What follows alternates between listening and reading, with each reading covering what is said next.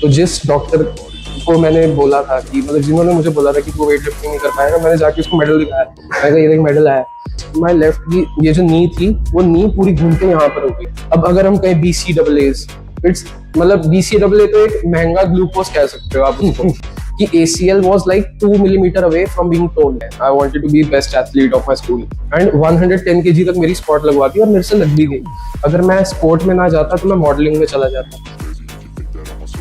Gym में आने का reason was like my first and foremost goal when I started gym was कि मुझे रनिंग करनी है। So what I did was, मैं अपने मेरा दोस्त था शहजाद, तो मैं 4:30 AM हर रोज उठता था। 8th क्लास की बात है ये, जब मैं 13.5 साल का था। जाना रनिंग करनी and I was like gaining a lot of muscle only by doing running. Running करके ही मेरी मसल डेफिनेशन आने लग पड़ी थी। I was shedding some fat out there and जब कंपटीशन से जो हमारे स्कूल की एनुअल फंक्शंस होते हैं उससे 2 महीने पहले का समय जब था, तो मैंने अपने पापा को बोला कि पापा मुझे जिम जाना है। तो my father also used to go to gym and उन्होंने कहा ठीक है ट्राई करते हैं। तो उन्होंने अपने जिम के कोच से पूछा कि 13 साल का लड़का है मेरा, इसको जिम लगवाएं। तो उन्होंने कहा हाँ ठीक है, कोई नहीं, क्या ही हो जाएगा। तो हाइट का दिक्कत आता है, बड़े पेरेंट्स बोलते हैं ना हाइट छोटी रह जाएगी, हाँ. हाइट छोटी रह जाएगी। तो मिसकंसेप्शन मेरे पेरेंट्स में भी था and then I went gym, I started doing workouts and मेरी स्ट्रेंथ एक बहुत ही बड़ा प्लस पॉइंट था। द थिंग वाज, मैं और मेरा दोस्त ना हमेशा कम्पीट करते थे कि तू मुझसे ज्यादा वेट उठाएगा या मैं तेरे से ज्यादा उठाऊंगा। तो हमारा बॉडी वेट का इतना डिफरेंस नहीं था। I was 60 kg approx 50-60 and he was also the same weight. तो हमने रेपिटेशंस लगानी and we used to do a lot of weights. हमारा फिर एनुअल फंक्शन का कंपटीशन हुआ and in that function I got gold medal in 200 metre and 400 metre race. And then gym का फिर चस्का हटा नहीं, तो जिम जाते ही रहता था। And then one day there was a very old person in my gym and he saw me doing lifting. तो उन्होंने कहा कि आप एक्सेसरी एक्सरसाइजेस लगाते हो, क्यों ना आप इसको एक स्पोर्ट में कन्वर्ट करो। तो मुझे वेट लिफ्टिंग के बारे में पता नहीं था। तो मैं उनके साथ में एक दिन वेट लिफ्टिंग सेंटर जाता हूँ, गुरु नानक स्टेडियम जाता हूँ and then they asked me कि स्क्वाट पहले कभी किया? मैंने कभी पहले स्क्वाट किया नहीं था। तो उन्होंने मेरे को squat like from 20 kg then 30-40 करा एंड 110 kg तक मेरी स्क्वाट लगवा दी और मेरे से लग भी गई। तो he was very fascinated and उन्होंने बोला कि ठीक है लेट्स कंटिन्यू इट। तो उन्होंने मेरे फादर से बात की कि इसको स्पोर्ट में लगा के रखो। Then I started doing weight lifting from there. Power lifting is not my niche but power lifting can be a bonus. मेरा एक बोनस ही है क्योंकि वेट लिफ्टिंग में भी स्क्वाट्स है और डेडलिफ्ट्स है, बेंच प्रेस तो नहीं होती खैर। तो मैंने फिर पावर लिफ्टिंग में भी ट्राई काफी किया। मैं अभी आपने बोला आपको किसी की हेल्प मिली टू स्टार्ट ऑल, हाँ है ना? तो उसमें अगर आपको लगता है कि हेल्प ना होती वो, तो आप किस डायरेक्शन में होते इस टाइम पे? मैं जिम जरूर कर रहा होता, मैं जिम कभी ना छोड़ता क्योंकि I was very excited about being a muscular guy. मुझे मसल्स चाहिए ही चाहिए थे। अगर मैं स्पोर्ट में ना जाता तो मैं मॉडलिंग में चला जाता। मेरे मम्मा चाहती थी बचपन से ही, मेरे को चाहती थी। अरे नहीं थैंक यू। तो मेरे मम्मा कहते थे कि गौतम आप मॉडलिंग में जा सकते हो। तो मैं फिर अगर वेट लिफ्टिंग में ना जाता तो I would sure be a model, अभी मैं मॉडल ही होता। और फिर ऐसा था ना, मेरा हमेशा से एक पर्पस रहा है। जिम जाने का भी पर्पस था टू बी बेस्ट एथलीट। अगर मैं बेस्ट एथलीट नहीं बन पाया तो वो फिर आगे शिफ्ट हो गया। अगर वो अचीव हो जाता तो उससे बड़ा गोल आ जाता। तो मेरा लाइफ में हमेशा हर एक्शन एक गोल ड्रिवन ही रहा है। तो मैं उस वक्त फिर कोई और गोल देख लेता अपनी लाइफ। जी अब वेट लिफ्टिंग एज स्पोर्ट, इसमें इंजरी काफी कॉमन है। हाँ ये हमारी भी बात हुई थी। ये बिल्कुल हुई थी। फर्स्ट इंजरी आपकी कब हुई थी, कौन सी एज में? तो एक बहुत अच्छी मतलब मेरे पास स्टेटमेंट है। मैं जब वेट लिफ्टिंग में एक लाइक इंटरमीडिएट एथलीट हो गया था, तो हमारे स्कूल वालों ने मेरे को बोला कि गौतम तुम काफी स्ट्रांग हो, कबड्डी में ट्राई करो, कबड्डी खेलना शुरू करो। तो उस वक्त हमारी जोनल गेम्स में कबड्डी का कंपटीशन होना था। तो जो हमारी स्कूल की फर्स्ट इनिशियल टीम बनी थी कबड्डी की, उसमें मैं वाइस कैप्टन था। तो हम कबड्डी खेलते थे। तो मेरे जो सीनियर्स थे, तंजील थे, आर्यन थे, आपको if you know about them, तो we used to play every day. मैं क्या करता था, मैं 4 बजे से 7 बजे तक जिम होता था और उसके बाद में वहां से सीधा आता था 7 से 8 बजे कबड्डी की प्रैक्टिस करने के लिए। तो एक हफ्ता चला, 2 हफ्ता चला, my coach used to ask me कि गौतम इतनी जल्दबाजी में क्यों रहता है, कहाँ जाना है? तो मैंने कहा मुझे कबड्डी खेलनी है। उन्होंने कहा गौतम कबड्डी में मत जा, ये वेट लिफ्टिंग से ज्यादा इंजरी प्रोन गेम है। तो मैंने कहा सर मेरे को तो मजे लेने थे जिंदगी के, है ना। तो मैं गया अपना कबड्डी के खेलने के लिए गया and on a very unfortunate day what happened was, मैं रेड के लिए गया हूँ, आई टच दैट गाय, मैं वापस भागा, ही पुल्ड माय लेग और मेरी ये वाली लेग जाकर के सीधी खंबे में बजी।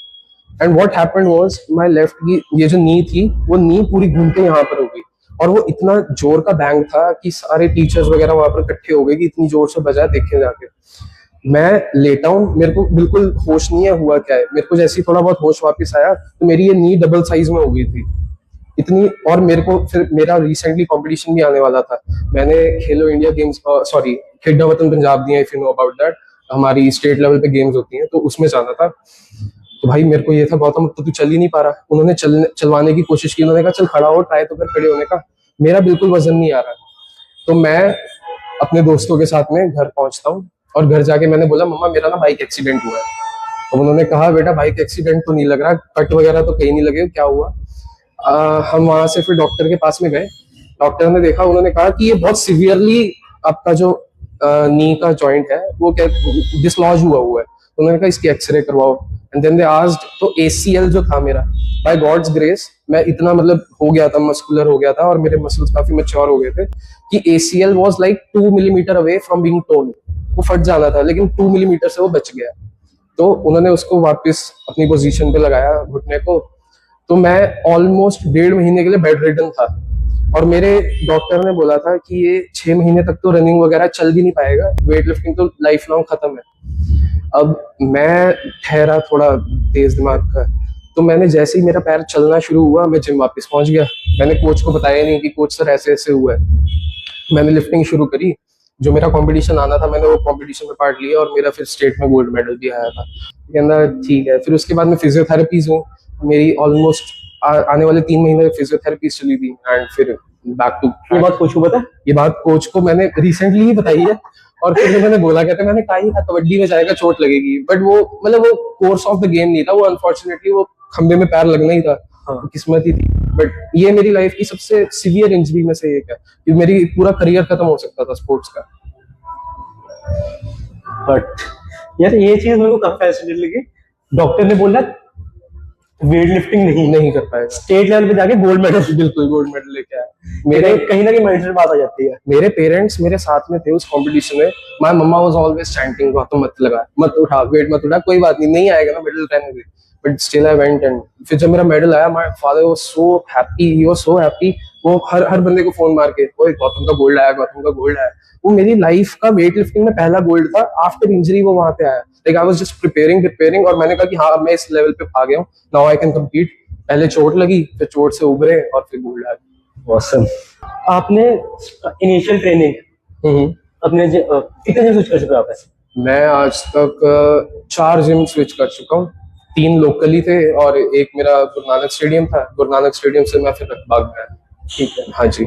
आपने और किस जिम पे, कौन से नंबर के जिम पे आपने पहला जिम किया, उसके बाद पावर लिफ्टिंग कौन जिम पे शुरू की थी? मैं बताता हूँ, मैंने पहला जिम ज्वाइन किया था, मेरे पापा के मित्र थे, उनका नाम था पारस। तो वो मेरे पापा के बहुत अच्छे घनिष्ठ मित्र थे, तो उन्होंने बोला कि आप भेजो गौतम को यहाँ पर। मैंने जैसे आपको बताया ना रनिंग वगैरह की बात हुई, तो पापा ने उन्हीं से बात की थी। तो वहां जाना, उन्होंने मतलब लाइक हाथ पकड़ पकड़ के मेरे को लिफ्टिंग सिखाई, lifting as in weight lifting या पावर लिफ्टिंग नहीं, कि मतलब नॉर्मल जिम कैसे लगाते हैं, वर्कआउट कैसे होता है। तो उसी वर्कआउट से थोड़ा बढ़ता गया, तो I got little muscular. And वो जिम मैंने छोड़ा भी क्यों, क्योंकि वो जिम रेनोवेट होना था, तो 2-3 महीने के लिए उन्होंने जिम बंद कर दिया। I went to another gym, वहां पर भी फिर काफी अच्छी मित्रता हुई लोगों के साथ में। तो जो फिर थर्ड जिम था ना, वो थर्ड जिम एक थोड़ा मेरा सब टियर प्रीमियम जिम था, वो थोड़ा महंगा जिम था। तो वहां पर जब मैं जाता था तो वहां पर काफी अच्छा क्राउड था, तो उसमें से एक बंदे ने मेरे को स्काउट किया और उन्होंने मेरे को आइडिया दिया कि you can go into weight lifting. And weight lifting, after knowing about that game, मुझे इतना पता लगा कि मेरी फैमिली के अंदर वेट लिफ्टर्स रह चुके हैं। फॉर एग्जाम्पल, आपको पहले पता नहीं था? नहीं पता था मुझे, मैं आपको ये बताता हूँ क्या हुआ था, इसका भी एक थोड़ा अच्छी कहानी है। मेरे पापा के जो चाचू है, उनका बेटा वेट लिफ्टर रह चुका है, लाइक वो कॉमनवेल्थ गेम्स में खेलने गए हुए थे। तो एक दिन क्या हुआ, फैमिली गैदरिंग के अंदर I was just ranting about कि मैंने वेट लिफ्टिंग ज्वाइन किया। तो उन्होंने कहा किसने की ज्वाइन? मैंने कहा मैंने किया। कहते कहाँ जाता है? मैंने कहा गुरु नानक स्टेडियम जाता हूँ। कहते बेटा मैंने वहां पे 10 साल लगाए हैं। तो फिर वहां पे और थोड़ा पता लगा, तो मेरी फैमिली सपोर्ट फिर काफी बढ़िया था गेम के लिए। ये after getting to know about कि हमारी फैमिली में वेट लिफ्टर्स थे, तो मेरी गेम में और सपोर्ट आया, वरना मैं अभी खुद से ही मेहनत करके कहीं साइड हसल करके गेम को सपोर्ट कर रहा था।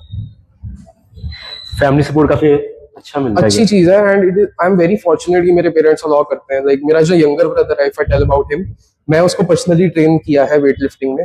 ही is 12 years old and 40 kg body weight and he does 100 kg of deadlift. मेरा भाई घर से बाहर नहीं निकलता. 70 kg की स्क्वाट लगाता है वो, और 40 किलो उसका खुद का बॉडी वेट है.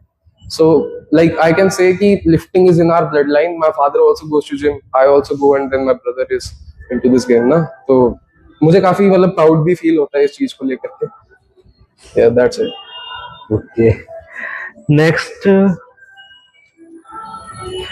पावर लिफ्टिंग में करियर है? पावर लिफ्टिंग में करियर नहीं. Power lifting, sorry. I can tell you in both cases, both case scenario I can tell. Power lifting is not a game in Olympics. Olympics में जो game नहीं होती उसको सरकार सपोर्ट नहीं करती है. ठीक है.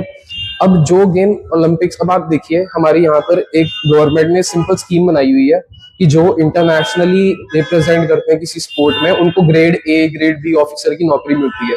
अब career as in sense power lifting में ऐसे है कि अगर आप कंटेंट क्रिएशन में जाते हैं या फिर आप ब्रांड के साथ में कोलैबोरेशन करते हैं तो उनसे पैसा आता है, उसमें करियर है, ऑफ कोर्स है. क्योंकि वेट लिफ्टिंग बहुत नीश गेम है, बहुत कम लोगों को पता है वेट लिफ्टिंग के बारे में, बट पावर लिफ्टिंग बहुत ग्रो हो रही है. तो आप कंटेंट क्रिएशन में, ब्रांड बिल्डिंग में जा सकते हैं, उसमें आपका पावर लिफ्टिंग में करियर है. लेकिन अगर हम कहें कन्वेंशनल वे, ट्रेडिशनल वे कि हमें नौकरी मिले, सरकारी नौकरी मिले, या फिर हमारे को मतलब गवर्नमेंट सपोर्ट मिले, तो वेट लिफ्टिंग में ही है. तो ये वेट लिफ्टिंग ओलंपिक्स में भी है. अभी मीराबाई चानू खेल के आई है, तो ये सब बहुत बढ़िया गेम है वेट लिफ्टिंग, अगर आपने कन्वेंशनल वे में ग्रो करना. अब वेट लिफ्टिंग थोड़ा डिस्क्राइब कर दो. वेट लिफ्टिंग को डिस्क्राइब इतना, हाँ मैं बता देता हूँ. वेट लिफ्टिंग 2 लिफ्ट्स की गेम है, जिसमें पहली लिफ्ट होती है clean and jerk, in which we have to pull the weight from here to our neck and neck से लॉकआउट होता है सिर के ऊपर. ये क्लीन एंड जर्क होती है. Clean is the this one and then we jerk the weight. And next is snatch. Snatch में आपके आर्म्स वाइड होते हैं and then in singular motion you have to pull the weight सिर के ऊपर. तो ये 2 लिफ्ट्स जब आपकी क्लियर होती हैं तो वो आपका वेट लिफ्टिंग आता है. Power lifting is squat when we do squats and then deadlift and then bench press. This is the difference. अपने पीएस भी शेयर कर दो अगर comfortable. PRs, like currently I'm not very consistent in game, but when I was doing the game consistently, तो मेरी clean and jerk was 125-130 kgs. Like I could lift it above the head 130 kgs, and snatch was 100 kgs approx, and my squat was 200 kilograms. Deadlift was 245 kgs and bench press is something जो हमारे coach हमें मना करते थे नहीं करनी, क्योंकि bench press does what, वो आपके मसल्स ग्रो जब होते हैं चेस्ट के, it is a very high chance कि उसके अंदर फ्लेक्सिबिलिटी ना हो. ज्यादा मसल फाइबर ज्यादा फ्लेक्सिबल नहीं होता कई लोगों के अंदर. तो क्या होता है, अब आप बेंच प्रेस लगाएंगे तो मसल फाइबर बढ़ेगा. आपने जब वेट लॉकआउट करना है तो यहाँ पे फ्लेक्सिबिलिटी खत्म हो जाती है, तो कोच बोलता है बेंच प्रेस नहीं लगानी. मेरे को उनका ये लॉजिक कहीं ना कहीं कुछ हद तक सही लगा, इसलिए मैं बेंच प्रेस नहीं लगाता था. बट मेरी bench press PR 90 kg 100 kg थी, और मेरी लाइफ में वेट लिफ्टिंग का प्राइम था जब मैं 81 kg का था. तो मतलब ये सारी लिफ्ट्स मेरी 81 kg बॉडी वेट में थी, और उम्र भी 18 साल 17 साल थी जब. 81 kg बॉडी वेट में 245 deadlift. Yes, almost I would say 3x होगी. ऑलमोस्ट, या यस इट इज. काफी इंप्रेसिव है यार. तो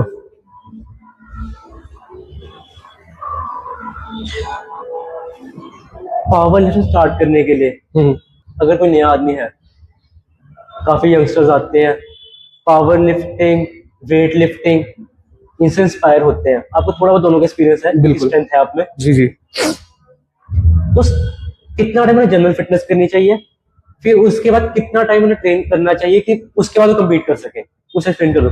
ठीक है. देखिए, अगर पूरी तरह ही अगर मैं बोलूँ कि आउट ऑफ स्क्रैच एक बंदा आता है फिटनेस लाइन के अंदर, तो आई विल से कि कम से कम 1 महीना आप फुल बॉडी ट्रेनिंग या फिर ऐसी ट्रेनिंग करो कि आपकी जो बॉडी में सोरनेस होने वाली है, जैसे जिसे डॉम्स बोलते हैं, delayed onset of muscle soreness, आपकी वो खत्म हो जाए. लाइक आपने देखा होगा जब एक नवा बंदा जिम लगता है तो उसको फिर 1-2 दिन बाद पेन होनी शुरू हो जाती है पूरी बॉडी में. तो जब आपका वो पेन थ्रेशोल्ड खत्म हो गया, जब आपकी वो पेन आनी खत्म हो जाती है, उसके बाद में आप, जो मैंने शुरू किया था अपने लिए, मैं ये करता था, मेरे हफ्ते के अंदर 6 वर्किंग डेज होते थे फॉर जिम, और मैं हमेशा स्क्वाट बेंच डेड करता था. अब ये स्टार्ट कैसे करें, अब मैं आपको इसकी बात बताता हूँ.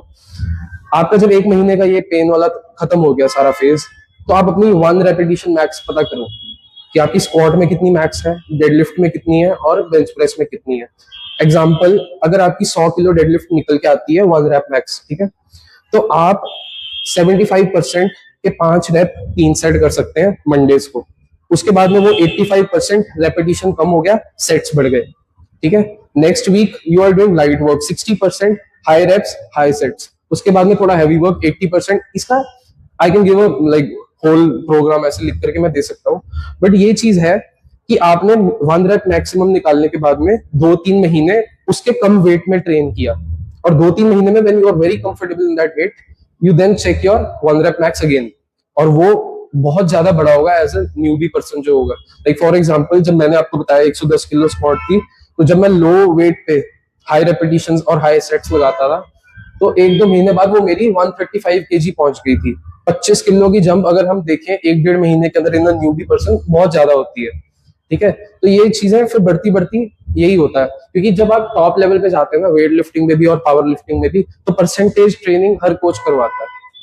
तो जितने भी अभी हमारे ट्रेडिशनल कोचेस हैं, उन सबको परसेंटेज ट्रेनिंग ही आती है। एंड इनफैक्ट आप जितने भी वेट लिफ्टिंग सेंटर्स या पावर लिफ्टिंग सेंटर्स में जाओगे, आपको बहुत बड़ा एक बोर्ड मिलेगा जिसमें आपको मैक्सिमम लिफ्ट्स, उनकी परसेंटेजेस और वो कितनी आपने लगानी है, वो सब पहले से ही लिखा होता है। तो it is a very blueprint based sport. और इसके अंदर फिर ये है, कंसिस्टेंसी मैटर्स अ लॉट। अगर आप कंसिस्टेंट नहीं है, तो आपने जितना भी अर्न किया वो बहुत जल्दी आप लूज कर दोगे, क्योंकि जो पीक एपिटोम ऑफ स्ट्रेंथ है ना, जो आपकी पीक स्ट्रेंथ है, वो कंसिस्टेंसी के साथ में बिल्ड होती है, और वो कंसिस्टेंसी से ही रहती है। अगर आप कुछ दिन भी जाना छोड़ दोगे ना, तो आपको आपकी बॉडी ही उतना वर्क नहीं करेगी। So this is the thing. तो मैं यही बोलूंगा कि न्यूबी पर्सन को क्या करना है, सबसे पहले अपने आप को प्रिपेयर करना है फॉर दैट स्ट्रेंथ ट्रेनिंग, 1 महीना जा करके। उसके बाद में चेक योर 1 रैप मैक्स, उसके बाद में परसेंटेज ट्रेनिंग करो, do the light work, and उसके बाद में 1-1.5 महीने के बाद में दोबारा अपना 1 रैप मैक्स चेक करो एंड रिपीट द प्रोसेस। और एक टाइम आएगा, if you allow me to, एक टाइम आएगा प्लेट्यू हिट हो जाता है, कि मतलब आपकी लिफ्ट्स बढ़नी ही खत्म हो जाती है मेरे केस में। हाँ, तो प्लेट्यू हिट के अंदर आपको अपने वर्कआउट से ज्यादा अपनी डाइट पे, आपकी जो रिकवरी है और आपकी जो असेसरी एक्सरसाइजेस है, जैसे कि डेडलिफ्ट है, डेडलिफ्ट इज नॉट समथिंग जो आप सिर्फ डेडलिफ्ट लगा लगा के बढ़ाओगे। आपको बैक रोज भी करनी है, आपको लैटरल रोज भी करनी है, आपको अपनी फॉर्म भी सुधारनी है। तो ये सारी चीजों से प्लेट्यू ब्रेक हो जाता है। तो this is a very very niche thing, and this is very something जो हम अलग वीडियो में डिस्कस कर सकते हैं। एक जो ट्रेडिशनल किसी कोच के पास जाए, जी, तो एक बिलीफ कॉमन है कि अगर कोई पर्सन बॉडी बिल्डिंग कर रहा है और एक पर्सन पावर लिफ्टिंग कर रहा है, तो दोनों के लिए अपनी स्पोर्ट स्विच करना काफी इजी है। वेट लिफ्टिंग में सेम चीज अप्लाई होएगी? नहीं होगी, नहीं हो सकती। Reason being, weight lifting is more of a technical game. For example, जिस आदमी की लिफ्टिंग टेक्निक उसकी बॉडी के बेसिस पे अच्छी है, वो जो बंदा ज्यादा स्ट्रेंथ वाला है उससे बेटर परफॉर्म करेगा। फॉर एग्जाम्पल, पावर लिफ्टिंग से जो लोग वेट लिफ्टिंग में आते हैं, जो मैंने अपनी आंखों से देखे हैं, उनकी टेक्निक पुअर होने के बाद क्या होता है, उनकी डेडलिफ्ट अगर 250 किलो भी है, तो उनसे गर्दन तक 80 किलो भी नहीं उठाया जाता। क्या उनकी स्ट्रेंथ में कमी है? नहीं, लेकिन उनकी टेक्निक में कमी है ना।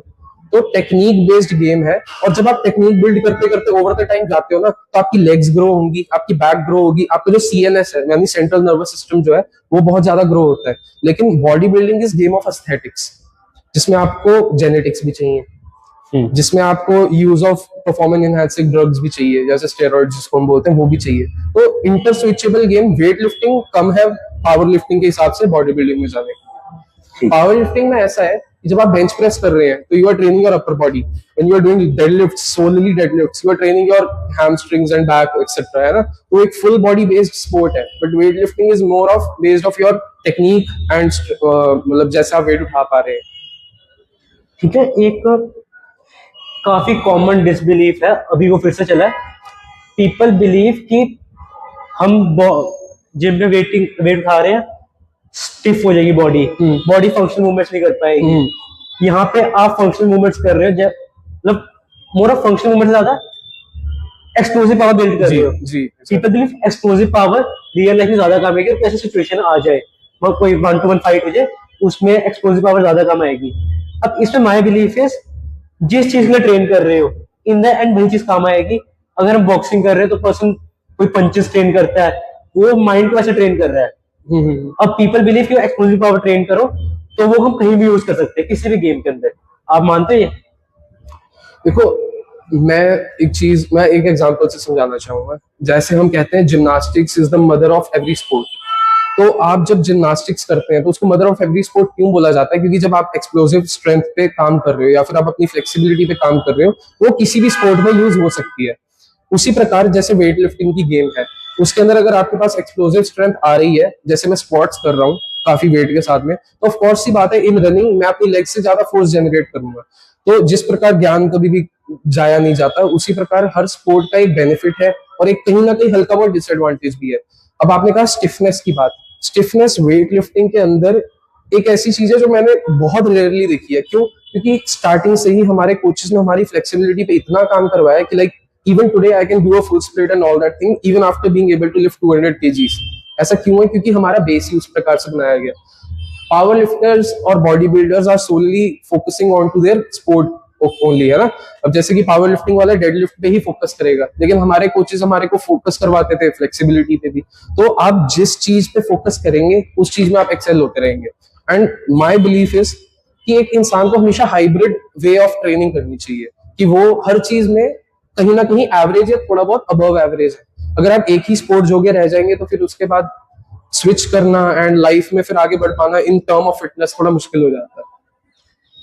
ओके, आप पर्सनल ट्रेनिंग में देते हो, हाँ हाँ। तो अगर आपको कोई क्लाइंट है,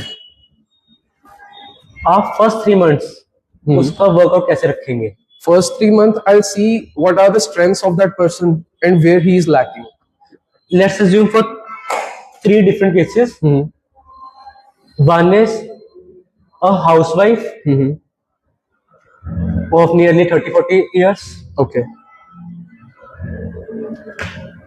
a newbie like me, 17 or 15 years of age, and an old person of nearly 70 years of age. ठीक है।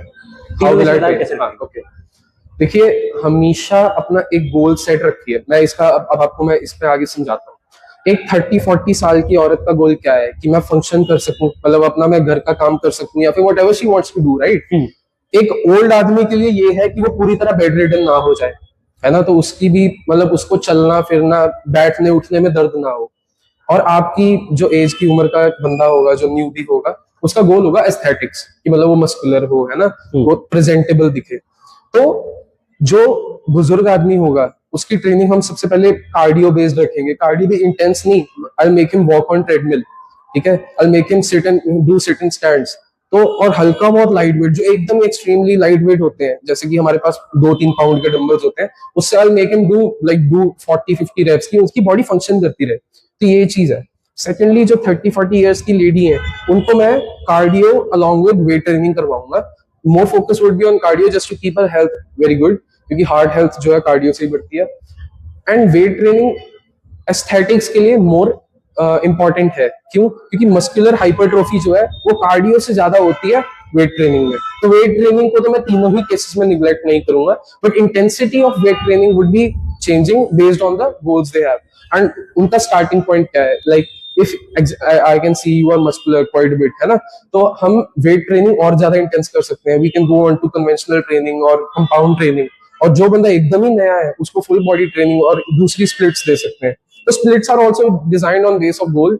वो चीज थोड़ी एडवांस लेवल पे हो जाती है, but on a rough way I can tell कि जो इंसान का स्टार्टिंग पॉइंट होगा और जो उसका गोल होगा और जो जितनी मेहनत वो इन्वेस्ट कर सकता है उसके बेसिस पे टेलर मेड हो सकती है ये चीज। ठीक है जी। और what about diet and nutrition? What? Diet and nutrition diet and nutrition is as important, or I'll say even more important than the training you are doing. क्योंकि जिम में तो आप 1 घंटा 1.5 घंटा ही हो, लेकिन फिर खाना तो आपने फिर दिन में 3-4 बार ही है ना। तो what I'll say is Indian diet is lacking of protein. Indian diet में प्रोटीन तो कम है ही है, और ऊपर से वेज जो हमारे ऑप्शंस ऑफ प्रोटीन है, they are comparatively expensive than the non veg options. Example, 5 अंडे अगर हमारे आ रहे हैं कम से कम, नहीं तो 30 रुपए में अगर 5 अंडे आ रहे हैं जैसे हमारे घर पे मिल जाते हैं, तो उसके अंदर आप देखिए 30 ग्राम ऑफ प्रोटीन ऑलमोस्ट हो रहा है, 25 से 30 ग्राम। उतना ही अगर आपने पनीर में लेना तो वो तो फिर 100 रुपए का पनीर आना पड़ेगा, है ना। तो ये चीज यहाँ पर डिफर करती है। And diet is something which is also based on your goals. अब मैं अगर आपको इसमें बताऊं, if you are going to cut your weight तो आप कैलोरी डेफिसिट में रहेंगे, है ना। अगर आपने बढ़ाना है तो आप वो इंक्रीज करेंगे अपना। फैट्स का प्रोपोर्शन, अगर आप स्ट्रेंथ बेसिस पे वर्क कर रहे हैं तो हमारी डाइट में, जैसे वेट लिफ्टर्स की डाइट होती है, उसमें फैट्स बहुत होते हैं, protein are mediocre, carbohydrates are medium. Body building में प्रोटीन हाई होता है, कार्ब्स मीडियम होते हैं, फैट्स नेग्लिजिबल होते हैं। तो ये सारी चीजें डिपेंड, वही वापस आ जाते हैं बात पे, आपका गोल क्या है। बट हाँ, for a healthy person to be healthy in India at least, से कम बॉडी वेट के हिसाब से 1 ग्राम ऑफ प्रोटीन तो होना ही चाहिए। जैसे अगर 80 किलो वजन है तो एक दिन में 80 ग्राम प्रोटीन लेना जरूरी है। And if you are going to muscle building तो वो 1.5 कर दीजिए, 2 कर दीजिए, depends on how much you can invest in diet. लेकिन मैं एक चीज तो और बिलीव करता हूँ कि अगर आप अपनी ट्रेनिंग बहुत अच्छे फोकस से कर रहे हैं और एक अच्छा तरीका पे, एक अच्छा रेजाइम है, जैसे कि अगर मैं अपनी प्राइम टाइम पे मैं 5:30 बजे जिम जाता था वेट लिफ्टिंग के लिए और 9 बजे वापस आता था और इतनी मेहनत करता था कि जो भी मैं खाता था ना वो फुल्ली यूटिलाइज होता था। तो if you are doing your training as good as you want it to be, तो आपकी डाइट अगर ऊपर नीचे हो भी रही है ना तो वो थोड़ा सफिस हो जाता है। Energy giving food is carbohydrates and muscle building food is protein. Okay, हमारी मसल्स के अंदर ग्लाइकोजन स्टोर होता है। Okay, 1 gram of carb stores 3 gram of water in your muscle, around 3 gram, 3.5 gram. Okay, so if you reduce your carbohydrates, your body will have less glycogen. Less glycogen would mean less water retention in your body. Okay, so there is 2 type of water retention in body. One is subcutaneous, यानी कि skin और muscle के बीच में। दूसरी है muscle के अंदर जो पानी भरता है, जो क्रिएटिन भी बढ़ाता है ना।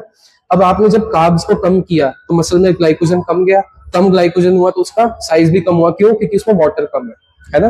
तो healthy unhealthy is a different term in this, but to look more aesthetic, carbs को रिड्यूस करना is not a very good idea.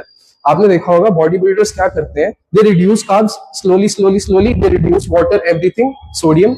Competition से पहले वो कार्ब लोडिंग करते हैं। क्यों? क्योंकि ग्लाइकोजन फिल हो जाए। तो less carbs diet is not a very sustainable mode of dieting. आप बहुत लंबे समय तक कम कार्ब्स नहीं रख सकते।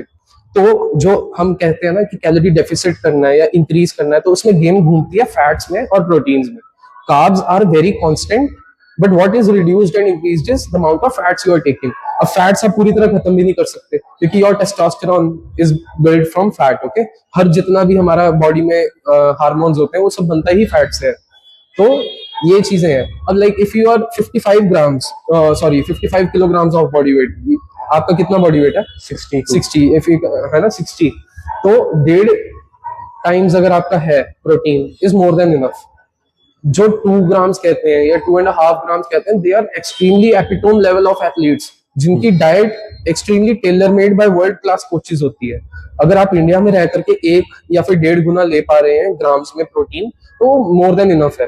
एंड आई से हमारी डाइट को इतना फ्लक्चुएट नहीं करना चाहिए क्योंकि डाइट एक ऐसी चीज है जो हमारी बॉडी का फ्यूल है, right. If you want to be in calorie deficit, you have to work harder for that. Example, 500 calories burn होती है आधे घंटे की कार्डियो में, आप उसको आधे घंटे से 45 मिनट कर दें और डाइट उतनी रखें, डेफिसिट तो आ रहा है ना, बर्न तो आप कर रहे हैं ना। हाँ। तो मैं कहूंगा अपने वर्कआउट से ज्यादा आप कैलोरीज बर्न करें और डाइट को ज्यादातर सस्टेनेबल रखें। हाँ ठीक है। अब डाइट से सप्लीमेंटेशन का क्या व्यू पॉइंट है? Supplementation is something which is very optional. You don't need supplements, but at a point of time आपकी बॉडी डिमांड करने लग पड़ती है। और मैं आपको बताता हूँ, आज की डेट में एक हेल्दी पर्सन को सिर्फ 3 सप्लीमेंट्स की ही जरूरत है। पहला इज वे प्रोटीन, दूसरा क्रिएटिन और तीसरा इज ग्लूटामाइन या फिर आपका जो वो आते हैं मल्टीविटामिन। और देखिए क्यों, वे प्रोटीन इज अ वे कि आप इजीली प्रोटीन ले पा रहे हैं, ठीक है। अगर आप होल फूड्स से, जैसे अंडे हो गए, चिकन हो गया, अगर आप इससे प्रोटीन पूरा कर रहे हैं तो whey protein is useless, number 1।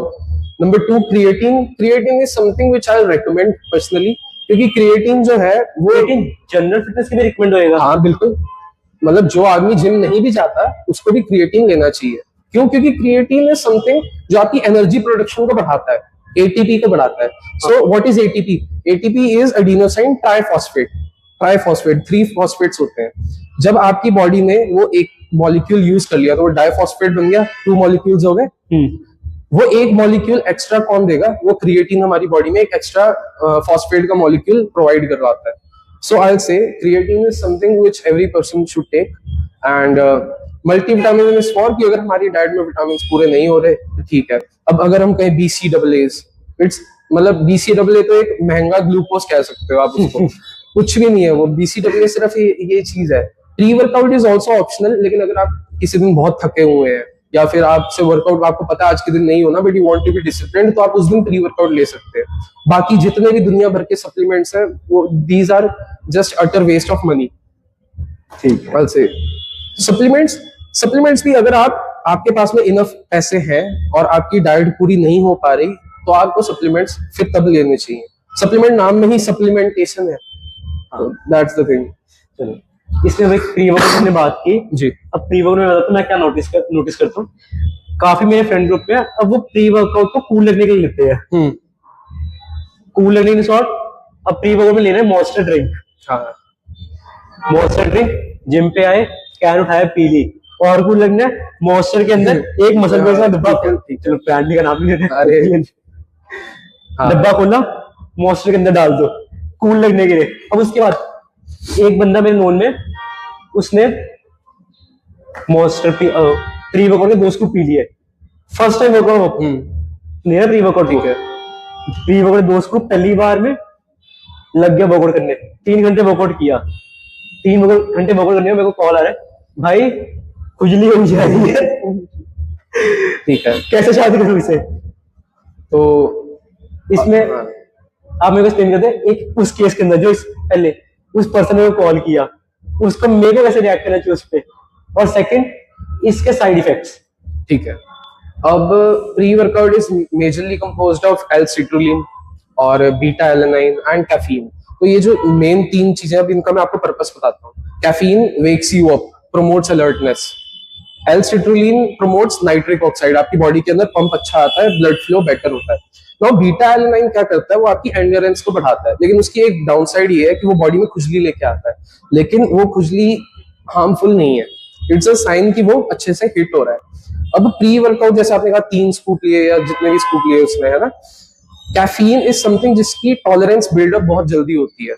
Yes, आप पहले 50 मिलीग्राम लेंगे, पहले दिन में आपको अच्छा महसूस होगा, अगले दिन में थोड़ा कम, फिर आपको उसको 50 से 100 करना है, 100 से 200 करना है, तो इसकी जो टॉलरेंस है वो बहुत जल्दी बिल्ड होती है।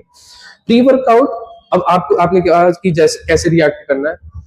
प्री वर्कआउट को जल्दी से जल्दी बॉडी से फ्लश आउट करने के लिए पानी की इंटेक बढ़ा दो। अगर आपको लग रहा है ना कि बहुत पैरानोया हो रहा है कि मैं अब बेहोश हो जाऊंगा या कुछ हो जाएगा, तो आप तुरंत 1 लीटर पानी पी लीजिए, पहली चीज। दूसरा, have something which is very high in fats. वो क्या करेगा, वो जाकर के उसका मेटाबॉलिज्म स्लो कर देगा प्री वर्कआउट का। जैसे पीनट बटर 2-3 चम्मच खा लिए किसी ने, है ना, या फिर आलमंड्स वगैरह है किसी के पास में, तो वो खा लो।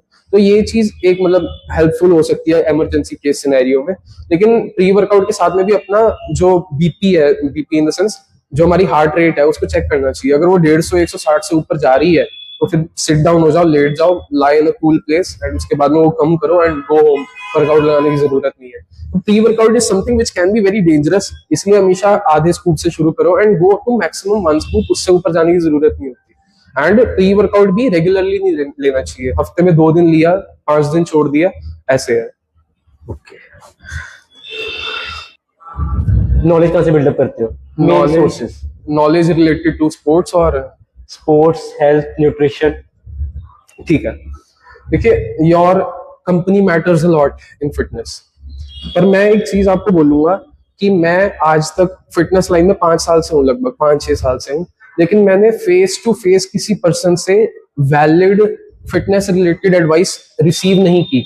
Reason being, most of the people are training conventionally and they are not willing to upgrade their mindset. तो आप देखिए, इंडिया के अंदर जो फिटनेस कल्चर है ना, ये 2 जगहों में डिवाइडेड है। एक वो लोग हैं जो एकदम social media related education receive करते रहते हैं, और एक वो लोग हैं जिन्होंने अपने पीयर्स से ही जिम एडवाइसेस ली हैं। अब हम जिम में जाते हैं and we see a very buff guy, है ना, and then we ask him, यार ये बंदा बहुत बड़ा बॉडी बिल्डर सा लग रहा है, would he be having knowledge? तो 90% of the people, those who are very buff, are majorly lacking the knowledge about fitness, क्योंकि बहुत ज्यादा चांसेस है कि उन्होंने स्टेरॉइड्स वगैरह लेकर के अपनी बॉडी को उतना बफ किया हुआ है, राइट। तो आपने पूछा कि नॉलेज कैसे इंक्रीज होती है। Number 1, always read articles. मैं कुछ भी तुरंत क्वेश्चन आता है यार कि यार क्रिएटिन अगर ओवरडोज हो गया तो क्या ही होगा। I go to the web, I search the articles, and जो वैलिड स्टडीज होती हैं मैं उनको पूरा रीड करता हूँ, पहला। दूसरा, there are some YouTube channels which I genuinely love. Like there is a person who's my inspiration, Saket Gokhale. He's a YouTuber. जब मैं जिम ज्वाइन किया था ना, स्टार्टिंग की थी, तो Saket was the person whom I used to look upon. और वो 5 बंदा, साल से। हाँ, वो बंदा इतना knowledgeable है ना, कसम से. And I really want to meet him one day and tell him to his face कि भाई यार, you are my inspiration and all. And secondly, there are some channels like Athlean-X. वो वेस्टर्न चैनल्स हैं, वो लोग भी काफी अच्छा है. तो मेरा major source of education, like knowledge about fitness, is from social media and from the articles which I read.